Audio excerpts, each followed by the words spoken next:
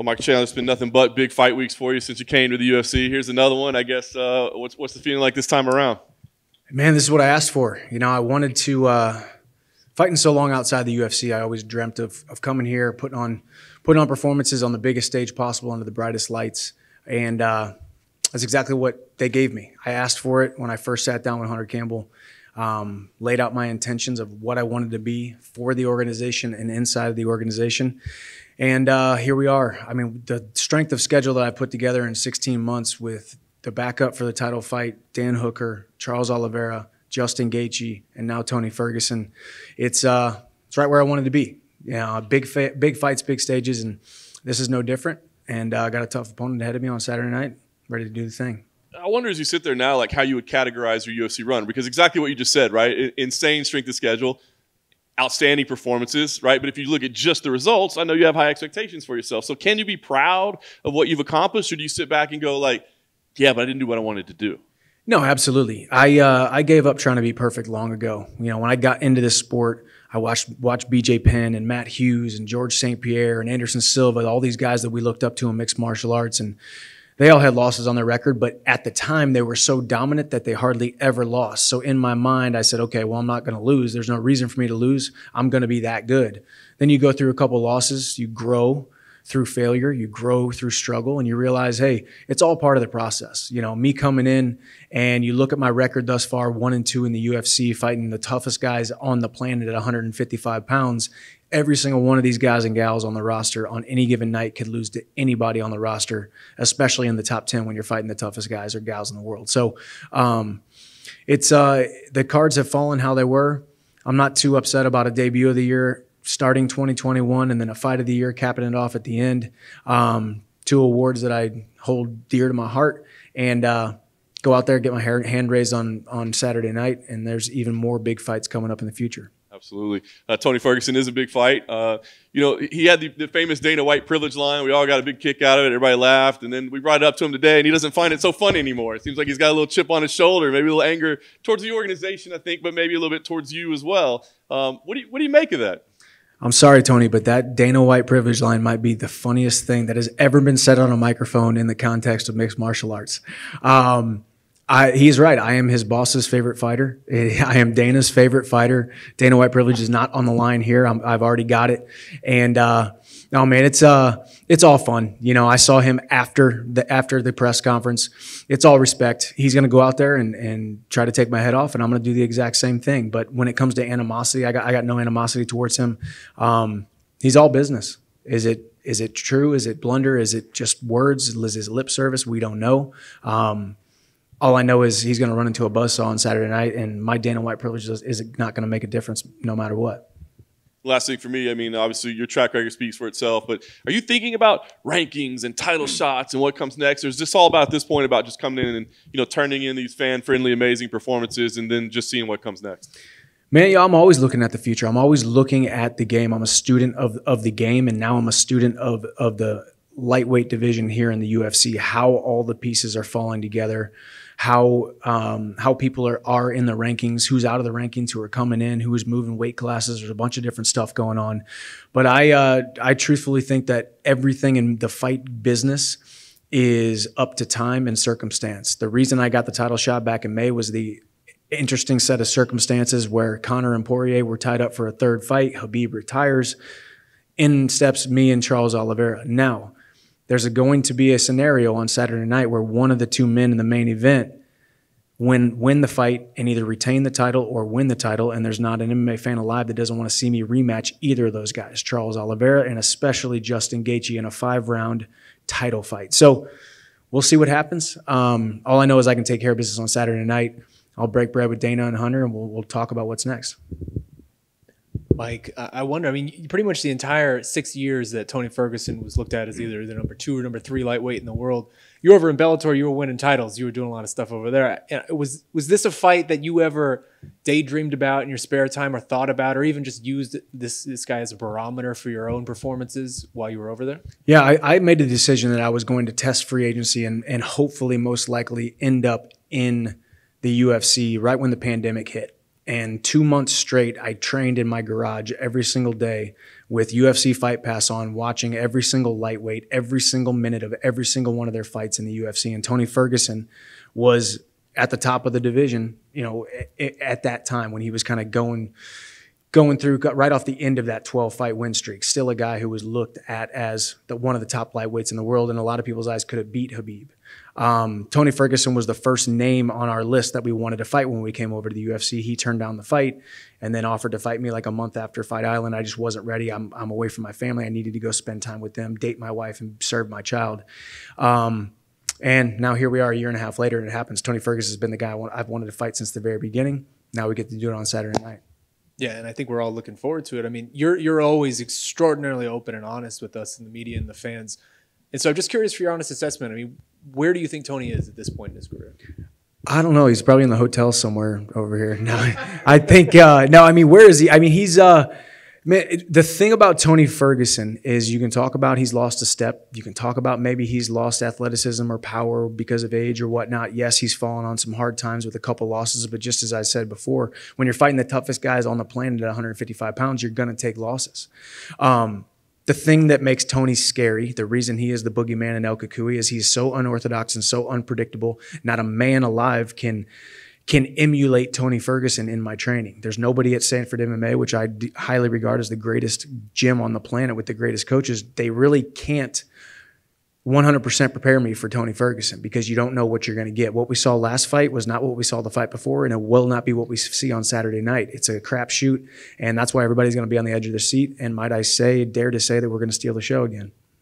I mean, do you feel like this fight almost represents, in a way, his last chance to do this sort of title run and be in contention? And in a way, does that make him more dangerous, right? You're getting someone who doesn't have much to lose. I will say I do think he's probably going to be at his most dangerous because you back a guy up into a wall, he's going to come out swinging, especially a guy with a champion heart like Tony Ferguson. I don't think this is an end-all, be-all, you know, fail in its final type of scenario. I don't think we're talking about retirement for him after I beat him. I don't think we're talking, you know, this is his last fight. I think Tony Ferguson, and in the sport of mixed martial arts, when you got a big of a name as a fan-friendly and a fan favorite as Tony Ferguson is, and has the following that he has, he's still a large piece of this promotion at the lightweight division. He's a guy who puts butts in seats and a guy that people want to watch fight. So he's got a career as long as he wants to have it. He will lose on Saturday night, in my opinion, but we'll see what happens after that for him. Well, last thing from me, I mean, you were talking about how hard it is to prepare for a guy like him. You can't get anybody to replicate his style in training. Is there anyone you can compare him to throughout your own resume, like a fighter you fought who you think may be somewhat similar, or anything you can sort of reach to with that? No, I really don't. I mean, you know, obviously everybody's got 2 arms and 2 legs, and we're talking about boxing, kickboxing, jiu-jitsu, and grappling. And so, of course, there's different similarities here and there. But I think when you add in the wrinkle that Tony Ferguson doesn't get tired, he doesn't get finished, you know, he keeps on coming. That's a scary fight. He's got elbows that'll cut you up. He throws them from everywhere. He keeps fighting off of his back when he does get taken down. I can't think of anybody that can emulate Tony Ferguson because nobody can. You know, he's a puzzle to solve, and we're going to try to solve it on Saturday night. Michael, Justin was in here a minute ago, and he said that his fight with you wasn't a war. Are you kind of surprised that he describes it like that? Yeah, listen, I like Justin Gaethje, but I gotta call him out on some of the things that he said. Number one, he said it was boring. Number two, he said it wasn't a close fight. And number three, he said it was the first time that he fought somebody to win instead of fought somebody to hurt him. Now that to me is very telling. It's very indicative of a guy who met his match, a guy who stood across the cage from somebody who he was afraid for the first time in his life a little bit to engage with because he knew he met a guy as crazy as he was. All of those things are very telling to me that he wasn't where he wanted to be mentally because I put him in a place where he didn't want to be mentally. I love you, Justin. I respect the heck out of you as a competitor. I want to share the octagon with you for the title by the end of the year after this fight, if you win. But it was definitely a lot closer than he thinks it was. Outside of fighting, you're getting a bit of reputation as a motivational speaker. I saw earlier this week how to truly order a cup of coffee. Yeah. I'm curious what you think of that reputation. Feel free to answer it in a motivational speaker. No, no, it's I don't take myself too seriously, man. I don't. I have fun with this. I love these opportunities because people get to see it. People get to see what we're saying or hear what we're saying and see what we're doing, and they get to feel something. So I like to use my platform to speak on my experience, to convey a message and tell a story. And I like to have fun on social media. I love that people have fun with it. You know, the Michael Chandler motivational stuff on all the YouTube comments is actually pretty hilarious. But it's also, I think, somewhat of a compliment. I think it hits home for a lot of people, and then a lot of people make fun of it. But people will always criticize things that they don't understand and things that they are intimidated by. What's your favorite motivational quote? Favorite motivational quote is Steve Prefontaine: "To give anything less than your best is to sacrifice the gifts." Hey, Michael, over here, to your left. Oh, yeah. Where's your microphone? Oh, right there. Oh, okay, sorry. I was going to say, I was like, okay. Can you just talk to me about your family's recent decision to adopt another child? Like, what does that mean to you? Oh man, it was. I got to be honest with you. You know, I have not even been there. You know, we went out to where our son was located during training camp, right? August 12th or April 12th or 13th or whatever to go get him. And since then, I spent a couple of days in a hospital, a couple of days in a hotel room, and then I've been down in Florida training. So I've been, you know, FaceTiming my wife as she is going through the toils of taking care of a newborn. So I feel like I haven't even been there yet. Number one, to serve my wife and be there to help her. Number two, to serve my oldest son, Hap, who is now going to be, you know, not an only child anymore. So I got a lot of catching up to do. As soon as I get my hand raised on Saturday night, I got to get home and be a father to 2 baby boys and serve and love my wife, who's been taking care of our household. But it's amazing. I love my family. I love the gift of adoption. I love my son Hap. I love my new son Ace, and I can't wait for the future to raise these 2 young men into high functioning members of society.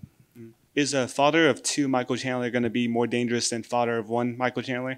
You know, I think maybe more next fight, once I actually fall in love with my new son and take on that fatherly role. And not that I haven't yet. That might sound bad, but I haven't been able to take myself out of fighter Michael and put myself into father Michael quite yet, a father or 2 yet. So it's all happened so fast. You know, you want to make God laugh. You tell him your plans, and he's gonna supersede your expectations and change your plans every single time. It was precarious timing for him to be born 2-3 weeks before my fight, but I'm dangerous no matter what, man. Y'all have seen me perform. I like to go out there and bite down my mouthpiece and have a good time. And I definitely got another why, a little extra wrinkle in my game, a little bit of extra love in my heart. Michael, right here. Looking at your Justin Gaethje fight, in the countdown, it said you kind of like fell into it, like the crowd was kind of erupting, and you got into that war. Against Tony Ferguson, it doesn't seem like it matters who he fights. They're going to get booed regardless because Tony Ferguson is such a fan favorite. Have you had to do anything in camp to prepare or just get your mind so you don't fall into that trap of the fans around you? No, I haven't, but I will say that. I mean, I remember how big of a support he had in May when I fought Oliveira for the title. The dude's got a following, and his following travels. So I expect there to be and it's the fact that it's Arizona. Obviously, there's going to be a Mexican heritage Cinco de contingent. Mayo too. Cinco de Mayo, you know. So turns out I'm going into enemy territory. I didn't even realize that till just now. Thanks for bringing it up. No, but I just competition to me, hand-to-hand combat is the same, whether it's in front of a couple hundred people at the Hearn Center back in Missouri or at these sold-out arenas. I'm going to go out there and do what I do best. I know you said you hope to fight Justin for the title by the end of the year. Is that your official pick for the main event? You think Justin is going to win? God, it's so hard to pick against Justin Gaethje, but Charles Oliveira keeps on superseding all of our expectations. It's hard to make a pick. If I had to be a betting man and put money on it, I would say Justin Gaethje gets the slight edge just because he can push for so hard for 25 minutes. We know he's going to be able to do that. So That would be my official pick. And yeah, I think there's no MMA fan on the planet that doesn't want to watch me fight Justin Gaethje by the end of the year for the title. Hey, Michael, over here. You've been speaking a lot about Tony's erratic striking patterns, and you've said multiple times how no training partner could exactly emulate what he brings to the table. So how do you possibly prepare for someone as unpredictable as Tony Ferguson is? It's a good question, and I answer it how I always answer everything. When most people ask about opponents and film study and how much time is allotted towards my own increasing of my skills and how much focused on the opponent, I always focus 80 to 90% on myself. How does Michael Chandler become a better athlete, a more dangerous striker, a more dangerous grappler, in shape, strong, fast, athletic? How do I use my attributes to fight anybody and beat anybody on the planet? And then that last 10, 20%, focus on small little habits and tendencies and idiosyncrasies of the opponent. We've watched Tony's tape. It's impressive in so many different ways. And as you said, it's erratic and it's unpredictable. So that's kind of the fun thing about this fight. Expect the unexpected and go out there and just be comfortable not knowing what is coming next. Be comfortable and have no expectations of how the fight is going to play out. Go out there and have fun and be confident in my skill set, and I get my hand raised. And lastly, going off what you just said, you often speak about setting yourself apart from the rest in regards to your training regimen or other lightweights in the division. So what are some things you do on a daily basis that differentiate you from the pack? Man, I think I've trained on the East Coast, West Coast, and everywhere in between. And I'm telling you right now, nobody lives the lifestyle that I live. And I'm 36 years old and I'm competing at an extremely high level because of it. Why has my body lasted so long? It's great supplementation. It's great sleep. It's taking care of my body and treating myself like a professional athlete. And then inside of the training sessions, going harder than everyone else, doing the extra stuff, and then taking care of my body through body work and myofascial release on my roller every single day. The body will perform and last so much longer than we give it credit for if you give it the right tools and you give it the right love that it deserves. So I just go harder than everyone else. My standard for hard work is much higher than anybody else that has sat in this chair. And I will put that on everything. So that's what I've done, and I don't like to get out of shape, so I stay in shape, and that's why it's lasted so long. Got one here in the back left.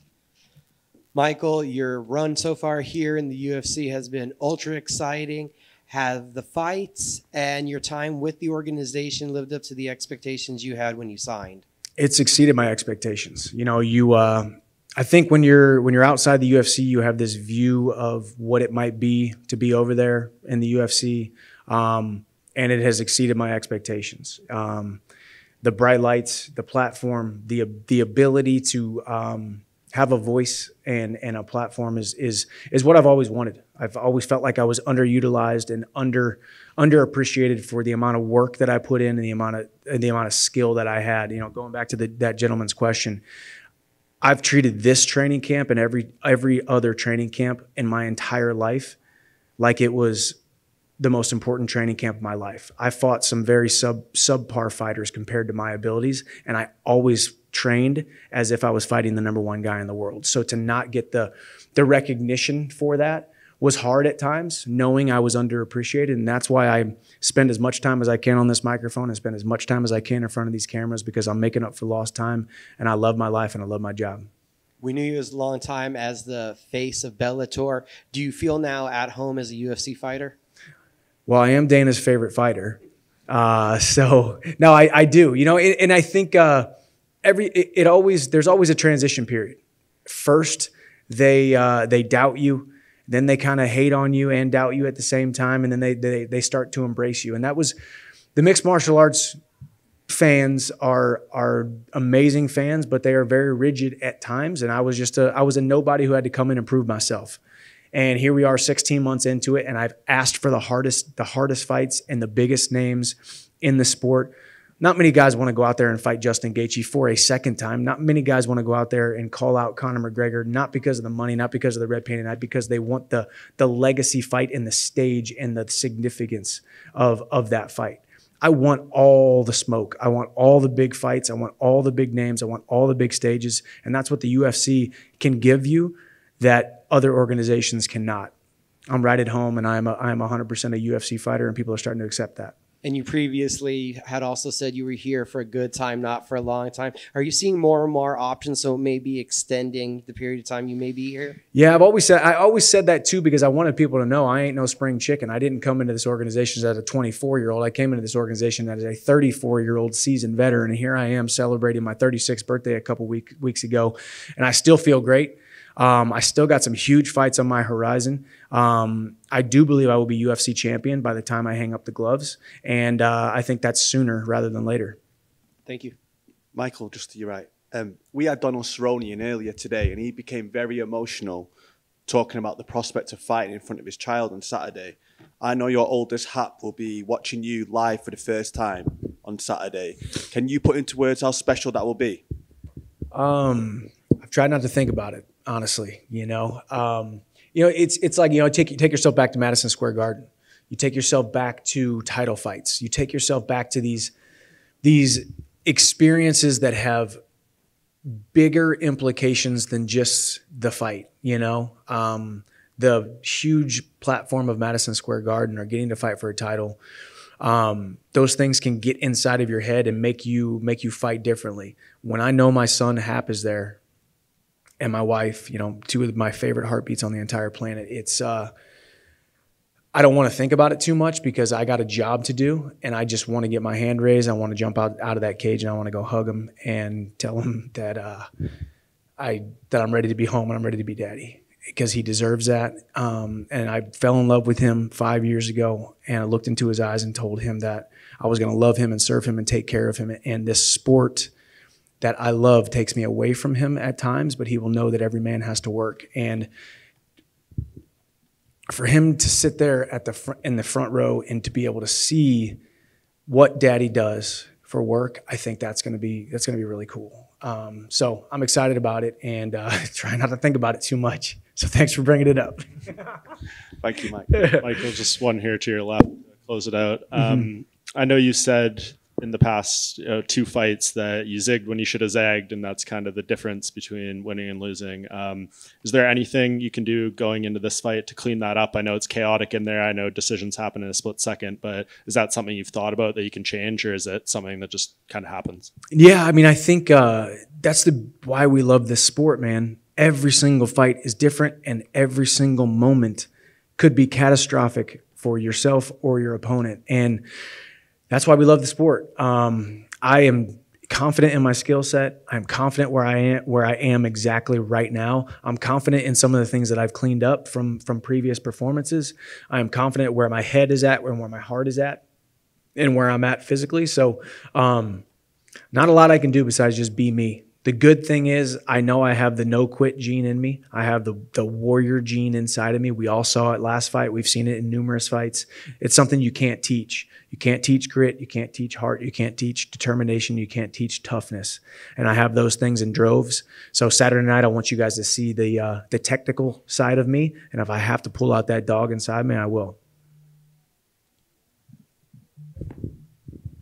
Thank you, guys. Appreciate it.